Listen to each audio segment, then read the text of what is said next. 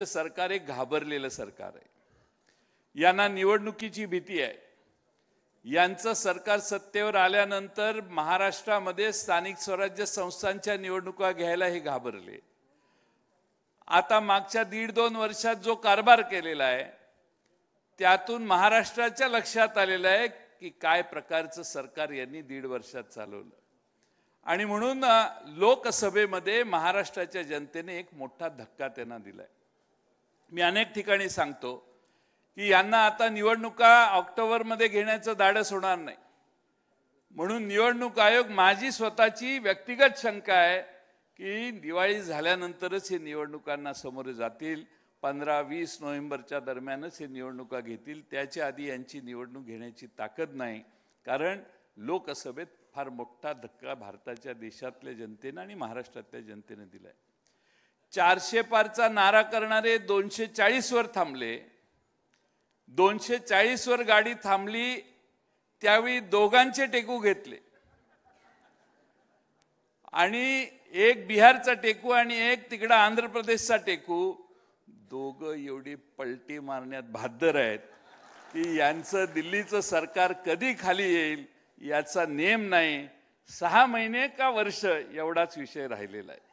आणि म्हणून लाल किल्ल्यावरून भाषण करताना युनिफॉर्म सिव्हिल कोड नाही, सेक्युलर सिव्हिल कोड, सेक्युलर शब्द वापरायला लागायला लागला। याच्यातच तुमची हार आली। तुम्ही 10 वर्षापूर्वीपासून जो टेंबा मिरवला भारतात त्यात सेक्युलर शब्द कधी वापरत नव्हता, पण आता तुमच्या लक्षात आलं भारत तुम्हाला एवढा मोकळा सहजासहजी चालून देणार नाही। आज देशामध्ये काय झालं हा विषय लोकसभेला आपण उत्तर देऊन 31 ठिकाणी भाजपचा पराभव करून आपण महाराष्ट्रातल्या जनतेची भावना व्यक्त केलेली आहे। आता 2-2.5 महिन्यानंतर विधानसभा येईल। आज आपण योग्य वेळी सर्व पक्ष एकत्रित आलोय। उद्धवजींनी सांगितलं तसं आपण सगळे एक दिलाने एक मुखाने राहिलो तर महाराष्ट्रातलं सरकार हे महाविकास आघाडीचं येईल। ही काळ्या दगडावरची रेघ आहे।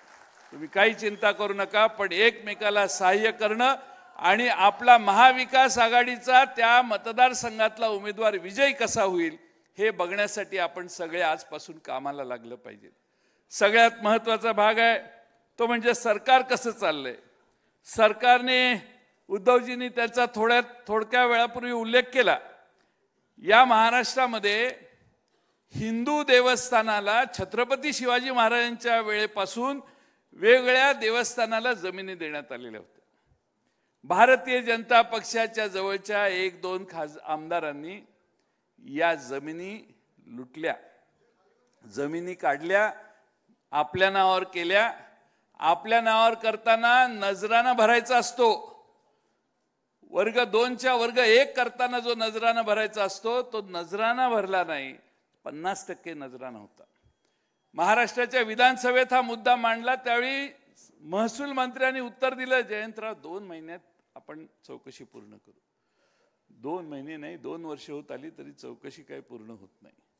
मी 2 वेळा हा नंतर विधानसभेत विषय काढला। काल परवा 13 तारखेला माझ्या माहितीप्रमाणे महाराष्ट्राच्या कॅबिनेटने निर्णय घेतलेला आहे की अशा देवस्थानाच्या जमिनी किंवा वर्ग 2च्या वर्ग 1 करण्यासाठी जो 50